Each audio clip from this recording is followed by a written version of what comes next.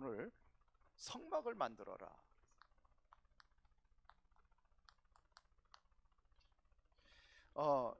일단은 우리가 요 내용을부터 좀 보면은요.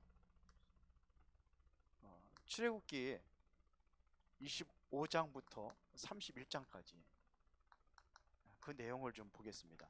일단은 25장입니다. 25장에 여러분들과 같이 서론 부분에 좀 읽었는데요. 하나님 앞에 드릴 성소를 성막을 지을 수 있는 그러한 내용물을 가져오라고 그랬죠. 쉽게 말하면 헌금하라는 겁니다. 헌금하는데 어떻게 하느냐? 자원한 마음을 하라는 거예요. 아무것도 없잖아요. 그러니까 뭔가 있어야 되잖아요. 그거를 자원하는 마음으로 드려라, 이렇게 얘기를 합니다. 그래서 헌금은요, 자원하는 마음으로 드리는 거예요. 기쁜 마음으로 드리는 겁니다. 하나님 앞에 헌신하는 마음으로 드려지는 겁니다.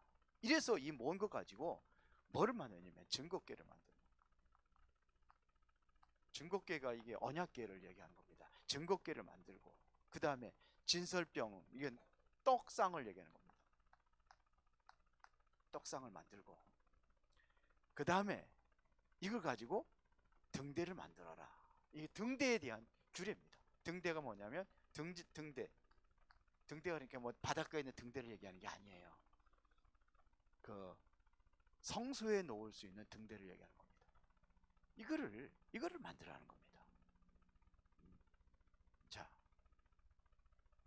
그 다음에 26장에서는 본격적으로 이제는 뭐냐면 성막을 얘기합니다. 성막을 만들게 하고, 그 다음에 27장에서는 뭘 얘기하느냐면요, 성막 안에 있는 번제단, 성막들, 밝힌 등불, 이런 걸 얘기합니다. 그 다음에 여기에는 뜰이 있죠. 그 다음에 등불, 이런 것들을 쭉 얘기를 합니다. 성막 안을 밝힐 수 있는 등불을 얘기합니다. 그 다음에 뭐 얘기하죠?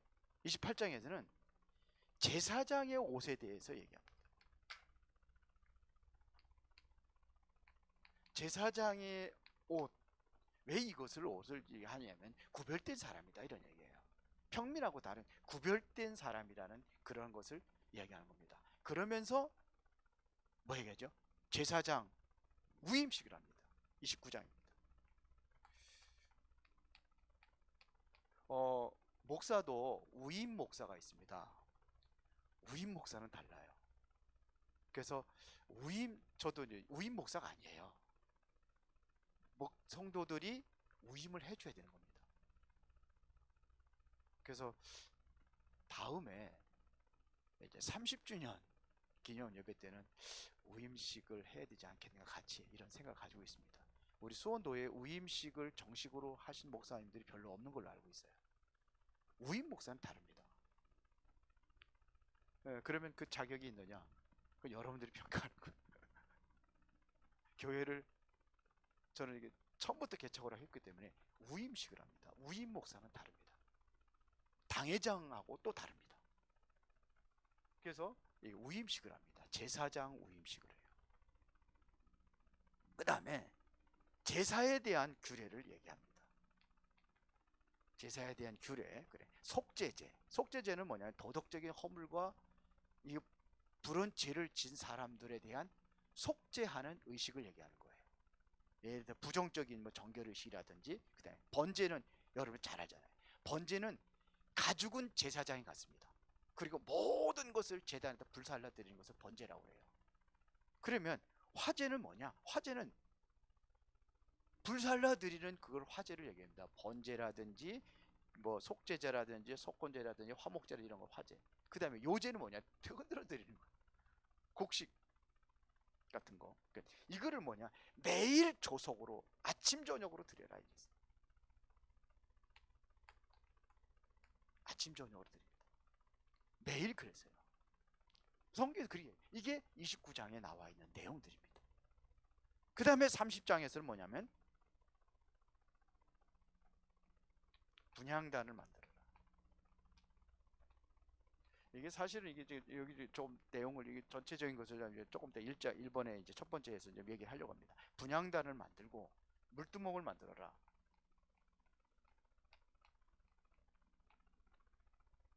이런 거 물두멍을 만든 규례들을 전부 다 얘기합니다. 그리고 향유, 기름입니다. 기름을 부어라. 모든 것을 기름을 붓고 그 다음에 뭐냐면 이런 것들 쭉 얘기합니다. 그러면서 31장에 드디어 성막을 건축할 일꾼들을 세우는데도 아무나 세우는 게 아닙니다. 일꾼들 세우는 규례까지 이렇게, 이게 바로 25장부터 31장까지. 왜 이런 걸 설명하느냐? 우리가 지금 출애굽기 전체를 나가고 있는 겁니다. 자, 그러면은 본론입니다. 일단은 성막의 구조부터 좀 우리가 좀 살펴봐야 됩니다. 이 구조는 제가 좀 그림을 좀 그리겠습니다. 자, 이 성막이 이렇게 있잖아요. 성막이 있으면 여기에 뭐가 있냐면 문이 있습니다. 문이 있고 여기 들어가면 이제 뭐가 있냐면 번제단이 있습니다. 번제단이 있고 그 다음에 물두멍이 있습니다. 물두멍. 이건 노수로 만들었습니다. 그리고 이제는 이 안에 조금 더 크게 그리겠습니다.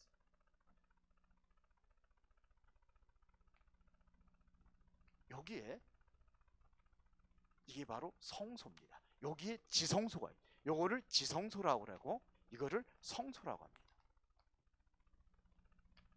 그러면 이 지성소 안에는 뭐가 있냐면 여기에 언약궤가 있습니다. 언약궤가 딱 이 안에 있어요. 요 안에. 그 여기는 휘장으로 딱 가리고 있습니다. 이건 아무나 들어갈 수가 없어요. 휘장은 1년에 한 번씩 대제사장만이 들어갈 수 있는 곳이에요. 그 예수님께 십자가 못 박혀 죽으실 때에 휘장이 완전히 위의 살을 찢어버리죠. 그게 뭐냐면 그러면서 너희도 거룩한 제사장이다. 다 들어갈 수 있다는 겁니다. 너희가 곧 거룩한 제사장이요 그랬잖아요. 그렇죠. 왕같은 제사장들이요 거룩한 나라에 그의 소유가 된 백성이니 이는 그의 기이한 빛에 들어가기 아름다운 덕을 선전하게 함이라. 그래서 이게 휘장입니다. 아무나 들어갈 수 없습니다. 제사장이라고 다 들어가는 게 대제사장만. 그것도 아무 때나 들어가는 게 아니라 1년에 한 번 대속죄일을 정해가지고 들어가는 데가 바로 이곳입니다. 자, 그러면은 성소 안에는 뭐가 있냐면 여기 향단이 있습니다. 향단은 뭘 얘기하는 거냐면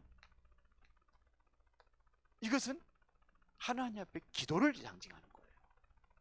그래서 계시록의 8장에 보면은 금향로에다 우리의 기도를 담아 올라간다고 했어요.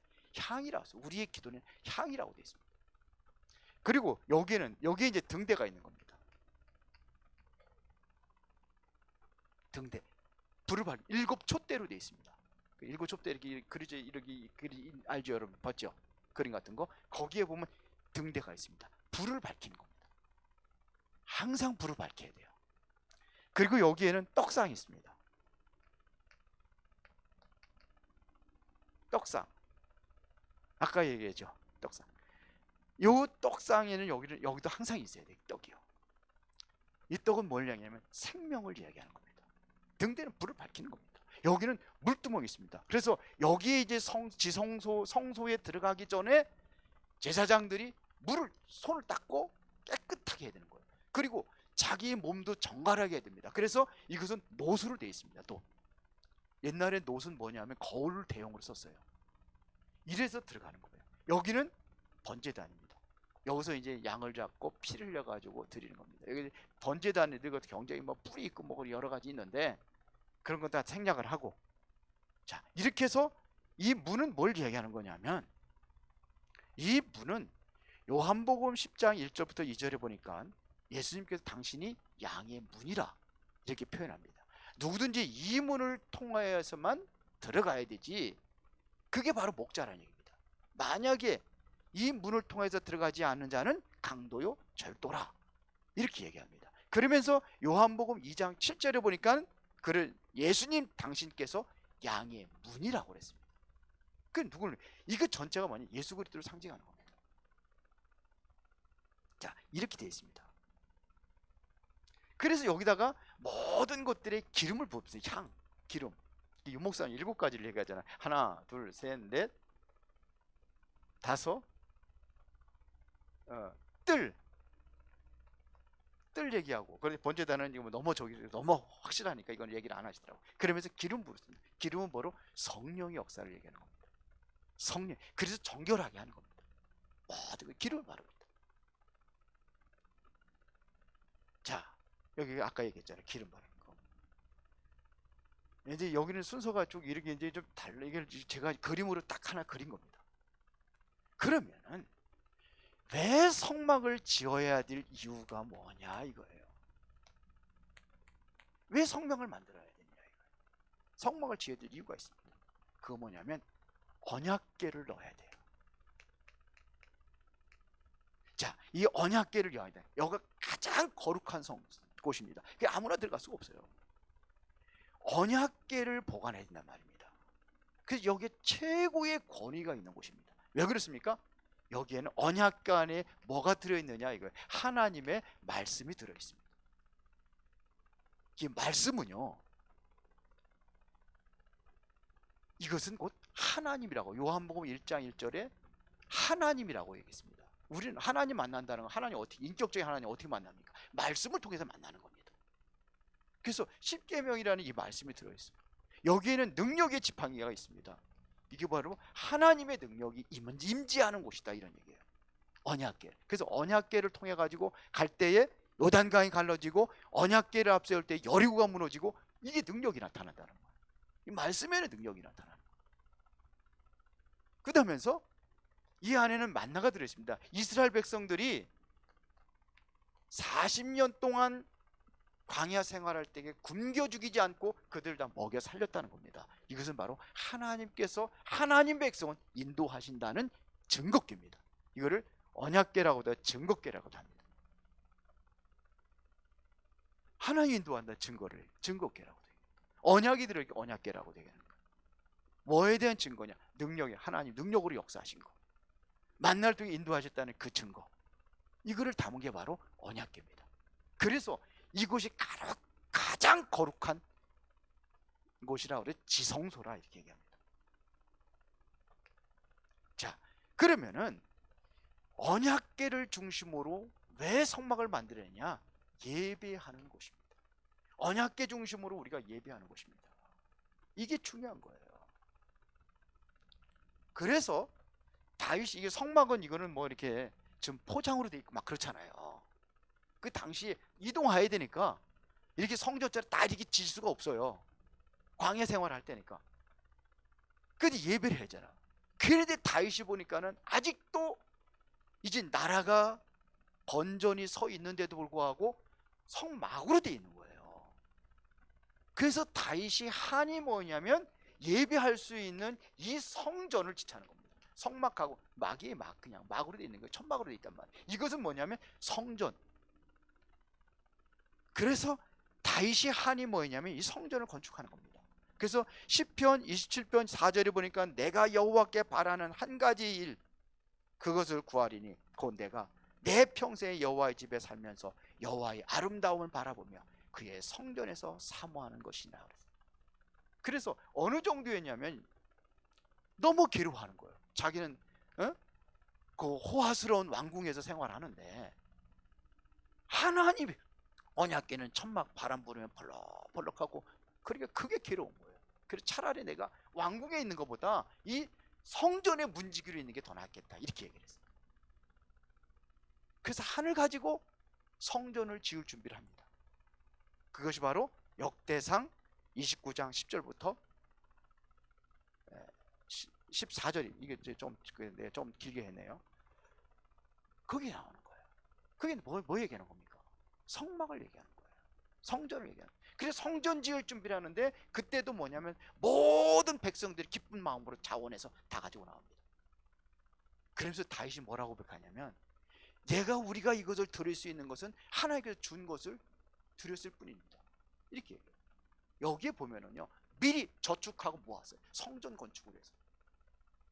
저는 매달마다 헌금할 때에 11조 다음으로 많이 한 게 성전 건축 헌금입니다. 그거를 반은 드리고 반은 저축을 합니다. 지금도 통장이 있습니다. 그래서 성전하고 할 적에 제가 근데 이거 시작한 지 얼마 안 돼 가지고 이거 할 적에 프로 할 적에 제가 헌금했어요. 언제 또 했느냐? 저 RUTC 할 때 헌금했어요. RUTC 할 때도 100만 원 했어요. 할 적에도 그거 하고 그리고 지금도 다시 모으고 또 계속 모으고 있습니다. 왜 그러냐? 하나님께서 기뻐하시는 거기 때문에. 전 지금도 뭐 통장이 있습니다. 그래서 언제 이제 어디다 그러면 저는 항상 제일 많이 드려요. 이 건축할 적에도 제가 아파트 한 채 값을 했어요. 건축할 적에도. 그 당시에 조그만 아파트는 살 수 있겠더라고요. 그런데 그 당시에는 뭘 아파트가 별로 비싸지 않았으니까 했어요. 왜요? 중요하기 때문에요.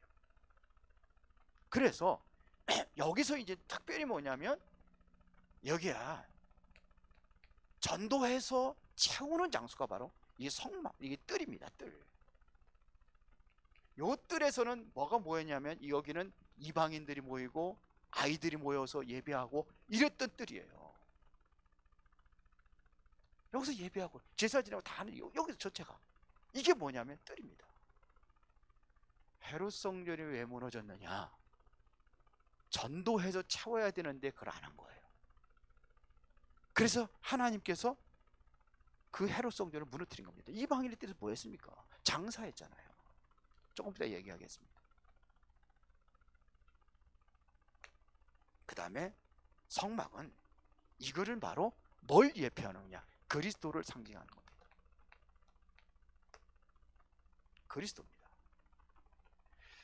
우리 그리스도는 바로 인간이 범죄하자마자 우리에게 보내주겠다고 약속하셨단 말입니다. 그게 창세기 3장 15절입니다. 우리가 범죄하자마자 하나님의 길을 열어주신 겁니다. 이거를 제일 먼저 이것을 위해서 그리스도에 대한 상징으로 제사를 드린 것이 바로 창세기 4장 1절부터 3절입니다. 가인과 아벨이 돌에다 돌단을 써가지고 거기다 그 제사를 드립니다. 그런데 가인의 제사는 하나님께서 안 받으시고 아벨의 제사만 받았어요. 동생의 제사만. 그게 뭐냐? 그리스도가 오셔서 여기도 피 얘기하잖아요. 그래서 히브리서 11장 4절에 보니까 가인의 제사를 왜 안 받고 아벨의 제사를 받은 이유가 뭐냐? 예물이 증거한다고 그랬어요. 예물이 뭐냐? 가인은 피 없는 제사를 드리고 아벨은 피 제사를 드린 거예요. 그러니까 또 거기다가 또 예배를 통해 가지고 가인이 분을 내 가지고 질투하는 마음이죠. 아벨을 돌로 쳐 죽이죠. 동생을. 왜 죽였느냐? 그것도 성경에서 설명하고 있는데 요한일서 3장 12절입니다. 뭐라고 얘기하냐면요. 가인은 악한 자에 속하여 그랬어요. 악한 자에 속해서 이 아벨을 돌로 쳐 죽였다고 그랬습니다. 이게 뭐냐면요. 가인은 처음부터 사단에 잡혀 있었던 거예요. 그래서 예배에 실패하는 겁니다. 제가 보면은요. 예배에 실패하는 사람들이 있어요. 와서 졸고 그러는 사람들이 있어요. 예배를 말씀을 못 들어요. 대부분이 뭐냐면 무속인들이 예배를 못 드려요. 그리고 영적 문제 있으면 예배를 못 드려요. 아니 1대1로 같이 하는데도 졸아요. 희한하지. 말씀 전하는데 못 듣게 하는 거예요. 자꾸 혼미케 하는 거예요. 이게 사단의 역사입니다. 예배를 방해하는 가장 중요한 게 예배인데 예배를 방해하면 안 되잖아요. 그렇죠. 그런데 여기에 대한 이 창세기 3장 15절 약속하신 그 실체가 바로 누구냐? 이게 바로 그리스도라고 성경에서 이야기하는 거예요. 이분이 바로 그리스도입니다. 예수님이십니다. 예수가 그리스도예요. 그래서 보세요. 요한복음 2장 13절부터 21절에 보니까는 예수님께서 성전에 가가지고 이 이방인의 뜰에서 지금 여기서 유대인들이 뭘 했냐면요. 양을 골라가지고 양도 흠없는 양을 드려야 되거든요. 그래서 그것도 자기들이 기른 게 있어요. 그걸 해야 돼요. 그러니까 일부 보통 뭐 양들 뭐 이렇게 띄고 가다 보면 뭐 다치기도 하고 그러잖아요. 소도 그렇고. 그러면 상처가 있으면 안 돼요. 그걸 검사를 한단 말이에요. 검사하는 장소가 바로 여기 있어요. 그걸 검사하고. 그래서 또 뭐냐면 비둘기 같은 것도 마찬가지고. 그리고 성전세를 내야 돼요. 여기에 세를 내야 됩니다. 이게 나중에 성전이잖아요. 성전세를 내야 되는데 성전세도 자기들이 놓은 깨끗한 걸로 해야 돼요. 바꿔야 되는 거예요. 다시 바꾸려면은 돈을 더 얹어서 바꿔야 돼요.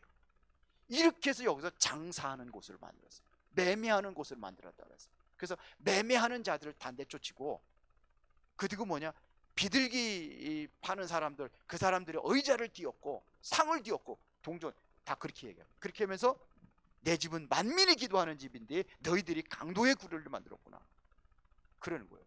그때 유대인들이 뭐라고 그러냐면요, 네가 왜 이러느냐, 네가 그리스도라는 표적을 보여달라고 그러는 거지. 그때 예수님께서 하신 말씀이 있습니다. 그게 7절입니다. 이 성전을 홀라 내가 사흘 만에 짓겠다 그랬어요. 아니, 네가 어떻게, 이게 42년 동안 지은 건축인데 어떻게 사흘 만에 짓겠냐. 그때에 그것은 자신의 육체를 가리킨 것이다 그랬어요. 십자가에 못 박혀 피 흘려 죽으실 것을 예언하신 겁니다. 이 성전이 뭐냐, 예수 그리스도를 얘기하는 거예요. 그래서 우리는 귀한 겁니다. 이 성전이. 그렇죠. 자, 그러면 결론입니다. 우리가 그럼 뭘 놓친 것을 회복해야 되느냐 이거예요. 우리가 회복할 것, 이게 바로 복음입니다. 복음이 뭐죠? 그리스도를 얘기하는 거잖아요. 이건 놓치고 살아가고 있다는 겁니다. 전부 다. 이 그리스도가 바로 모든 문제 해결입니다. 모든 걸 회복할 수 있는 것이 바로 이 그리스도예요. 그러면 그리스도 안에 모든 것이 다 있는 겁니다. 이 안에 다 있는 거예요. 그리고 우리가 회복해야 될 것이 뭐냐면 기도입니다. 기도를 못하고 있어요. 기도 놓치면 안 돼요. 그것도 뭐냐면 이 복음을 누릴 수 있는 기도. 그래서 주보 첫 번째가 그 첫 번째 페이지에 나와 있는 것이 주는 그리스도 살아계신 하나님의 아들입니다. 이게 바로 복음 누리는 기도입니다. 모든 문제 끝냈다는 걸 그걸 기도하는 거예요. 근데 자꾸 틀린 기도를 하고 있단 말이에요. 뭔가 자꾸 달라고 그래요. 달라고 하는 것이 아니라 마태복음 그래서 6장 33절에 무엇을 먹을까, 무엇을 입을까, 무엇을 마실까, 그런 거 기도하지 말라고 그랬어요. 먼저 그의 나라와 그 일을 구하라. 그리하면 그런 거 필요하기 때문에 하나님께서 있어야 될 거 아시고 주신다고 그랬는데, 근데 우리는 그것만 달라고 그랬어요. 대부분이. 우리 교회 성도들 좀 다르겠죠. 그러나 대부분 다른 사람 다 그런 거 기도합니다. 그거 기도하지 말라고 했는데 그건 이방인들이 기도하는 거라고, 저 불신자들이 기도하는 거라고. 이게 답니다. 그렇죠. 다 끝난 겁니다. 그러면 이제는 우리가 이제는 뭐냐면 전도입니다. 아까도 얘기했지만 이 전도, 여기를 채우는 거예요. 그래서 지금이 바로 기회입니다. 진짜 기회입니다. 왜 그러냐? 코로나 시대 기회입니다. 왜 그러냐? 가장 어려울 때가 기회예요. 가장 어렵고 힘들 때 이런 사람을 찾아가가지고 복음 전하는 겁니다. 우리의 생각이 바뀌어져야 돼요. 진짜 바뀌어져야 돼요. 조금 이따가 하겠습니다. 이방인의 뜰, 이게 바로 그거예요. 뜰을 채워야 하잖아요. 이방인의 뜰 채우는 겁니다. 유대인들이 하나님을 그렇게 잘 섬겼는데 7번 재앙을 만난 이유가 뭡니까? 이겁니다. 이걸 놓친 거예요. 그래서 하나님께서 일부러 노예로 해서 애굽으로, 강대국으로 보내는 겁니다. 노예 강대국으로 보내고 어디로 보내고 바벨론을 보내고 로마에 속국돼 가지고 로마를 통해 가지고 세계복음 하라고 그렇게 해서 보내는 겁니다. 그거를 저주와 재앙이라고 생각하는 것이 아니라 하나님의 계획을 보는 게 그리 중요한 거예요. 코로나 시대에 하나님의 계획이 뭐냐 찾고 여러분이 기도하고 이 응답을 누리시기 바랍니다. 자, 이어가지고 우리는 오늘은 저거 있으니까요. 그 주보 옆에 보면 한 장 넘기면 거기 맨 앞에 있죠. 여전도 헌신 예배 있는 거, 전도자의 기본. 여러분들 주보를 한번 참고를 하세요. 간단하게 하겠습니다. 자, 여전도는 여전도회입니다. 전도하는 기관입니다. 그런데 교회들이 전도하는 기관을 몰라요. 어떻게 하면 전도를 할 것이냐, 이거를 모아가지고 기도하고 헌신하는 게 바로 여전도입니다. 그러면 전도는요, 하나님이 하시게 돼 있어요. 자, 전도의 기본이 뭐냐? 이게 바로 복음입니다. 복음을 알아야 될 거 아닙니까? 그리스도를 아는 겁니다. 복음은 그리스도를 얘기하는 거니까. 이게 아닌 게 전도입니다. 두 가지 견해를 주로 생각을 할 수 있어요. 전도는 열심히 해야 된다, 그러는 사람들이 있고, 아니다, 응답받으면 그냥 전도는 되어지고 문이 열려지는 것이다. 어떤 게 맞습니까? 전도를 하다 보면요, 계속 되어지는 부분이 있습니다.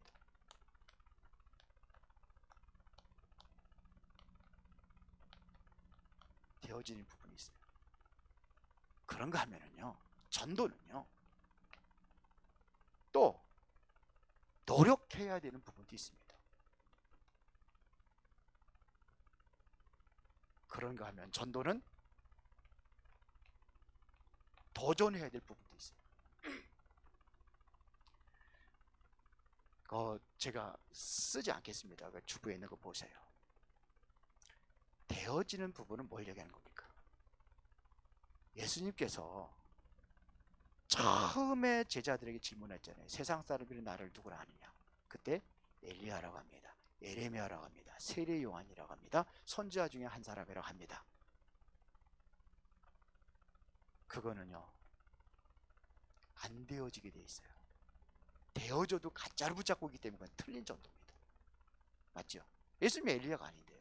신비하고 능력을 나타나지만 그걸 위해서 오신 게 아니고, 박해주의 뭐 이렇게 구제하고 이웃 돕기하고 그거에서 온 것도 아니고, 그렇죠? 뭐 율법 올바로 살아, 똑바로 살아야 돼, 물론 그것도 있지만 그것 때문에 오신 게 아니에요.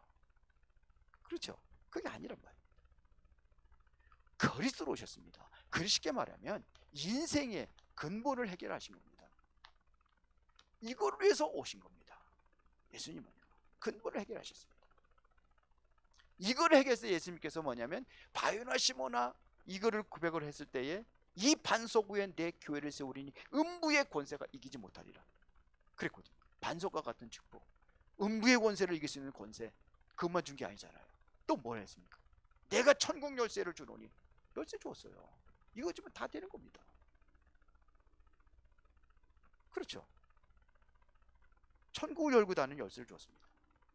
그러면서 난데없이 뭐냐면 20절에 보니까 뭐라고 그랬냐면요, 마태복음 10장 20절에 그리스도를, 내가 그리스도라는 걸 말하지 말래요. 왜요? 해야지잖아요. 하라 해야지. 그리스도 전도 하려면 해야 되는 거 아니에요? 하지 말래요. 그것이 뭘 의미하는 걸 알아야 돼요. 함부로 하지 말라는 겁니다. 오용하지 말라는 겁니다. 남용하지 말라는 겁니다. 그걸 얘기하는 거예요. 다른 것을 누려도 안 되지만, 틀린 거 누리면 안 되잖아요. 엘리야 이래면. 그러나 함부로 말해도 안 되는 거예요. 그리스도를. 디모데후서 2장 1절부터 2절에 보니까, 내 아들아 너는 그리스도 예수 안에 은혜 속에서 강하고, 그러면서 내게 들은 말을 충성된 사람들에게 부탁하라.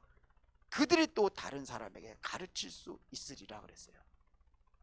이것은 다시 말하면요, 되어지는 부분입니다. 그걸 얘기하는 겁니다. 그럼 이거는 당연한 거예요. 내가 예수 그리스도를 믿으면 당연히 되어지는 부분이 있어요. 저 사람 보니까 뭔가 좀 뛰는 것 같고, 나도 예수 믿으면 안 돼. 이거 되어지는 거예요. 그걸 은혜 속에 있으면은, 충성된 사람들에게 조금만 이게 툭 하면은 이게 되어지는, 따라오는 거예요. 하나님께 예배되잖아요. 이거를 얘기하는 겁니다. 또 두 번째는, 그렇게 하면 뭐냐면, 그렇게만 하는 게 노력해야 될 부분이 있다는 겁니다. 이것은 필연입니다. 필연이 해야 되는 거예요. 자, 디모데후서 2장 3절부터 6절에 보니까 너희는 군사라고 그랬어요. 영적인 군사를 얘기하는 거죠. 그 다음에 너희는 경계하는 자라고 그랬어요. 경계하는 자, 군사. 이건 노력해야 되는 거야, 안 해야 되는 거야? 가만히 있으면 됩니까? 농부 가만히 있으면 됩니까? 안 되잖아요. 이것은 뭐냐면 노력해야 될 부분도 있다는 겁니다. 그걸 얘기하는 겁니다. 그렇죠? 그래야 우리 후대들도 살리고 우리 엘리트들도 살리고 다 살리는 겁니다. 그리고 이 부분을 우리가 깨달아야 됩니다.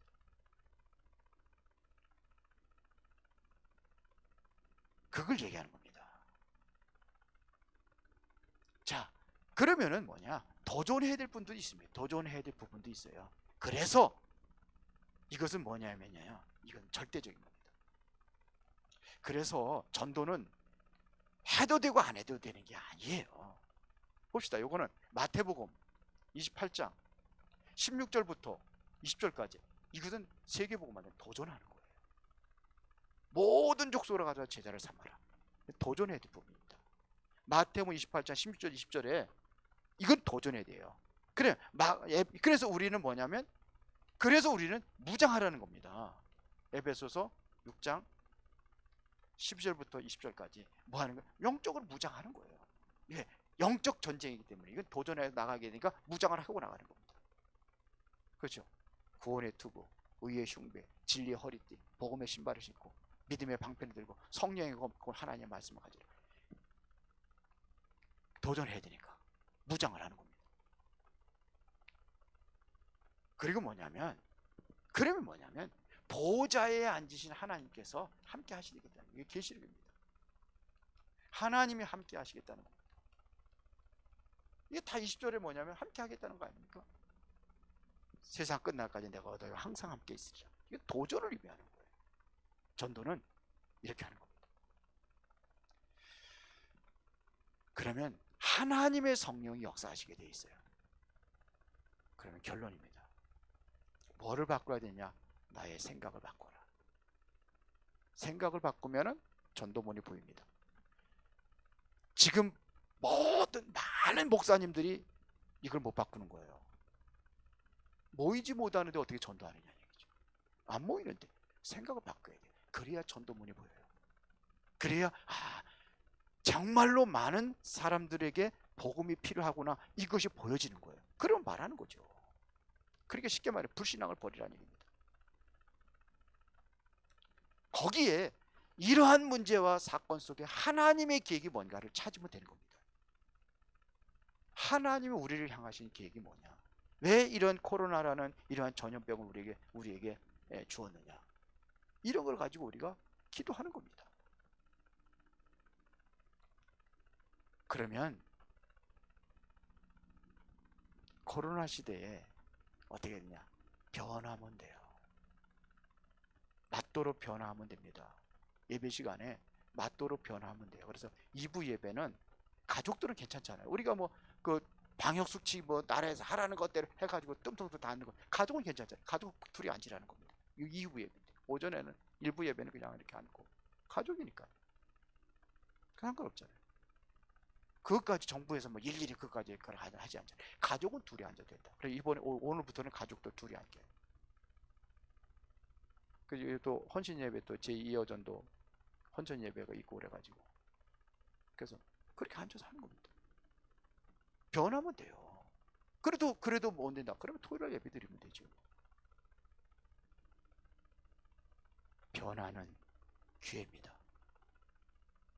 내가 변화되면 기회입니다. 왜 공룡이 사라졌습니까? 시대에 맞지 않게 자기를 변화시키지 못하고 갱신하지 못하니까 죽을 수밖에 없는 사라지는 거예요. 지금 수많은 생물들이 지금도 엄청난 생물들이 사라지고 있습니다. 왜 그러냐? 거기에 맞게 변화를 못 시켜서 그래요. 적응하지 못했다는 얘기입니다. 그렇죠? 변화는 뭐다? 기회다. 생각을 바꾸면 뭐가 보인다? 전도문이 보인다. 이제 우리의 슬로건입니다. 생각을 바꾸면 전도문이 보인다. 변화는 기회다. 변화해야 돼요. 변해야 돼요. 유 목사님 옛날부터 얘기하시는데 항상 뭐냐 100명 모일 수 있는 틀을 깨지 못하니까 그거밖에 못 모인다는 거죠. 변해야 돼요. 큰 고기가 올게 하려면 크게 도랑을 파가지고 물이 들어오게 해서 큰 고기가 들어오기도 해야지. 도랑물에 고래가 들어올 수 있겠습니까? 그건 뭐냐? 변화를 얘기하는 거예요. 변합시다. 그러면 하나님이 우리 교회도 하나님께서 역사하실 줄로 믿습니다. 살아계신 아버지 하나님께 진심으로 감사를 드립니다. 오늘 귀한 말씀을 우리가 마음에 담고 모두가 다 승리하는 하나님의 은혜와 축복을 누리게 하옵소서. 주 예수 그리스도 이름으로 기도드리옵나이다. 아멘.